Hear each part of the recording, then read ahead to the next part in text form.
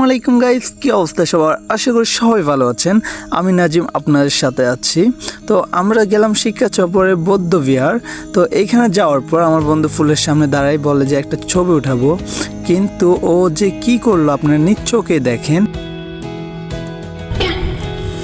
আর কি বলবো, আপনাদের চোখের দেখা, আমি কিছু বলবো না। তো ফুল নিচে ভালো কথা, এখন দিল পিছন থেকে কে জানি ডাক দিছে, আর আমি দিলাম দৌড়। ও আমার রাইখে আগে ভাগে দৌড়াইতেছে, বুঝছেন ভাই? তো ও আগে ভাগে দৌড়াইতেছে, আমি আরও পাহাড়ের উপর থেকে নামতে যায় আমার জুতাটা হারাইলাম। আহারে, আমার কত সুন্দর জুতাটা। এ হলো পরিস্থিতি। তো আমি বলবো একটা কথাই, যে আপনারা কেউ ফুল টুল ছিঁড়েন না, আর এরকম দৌড়ানিও খাইয়েন না।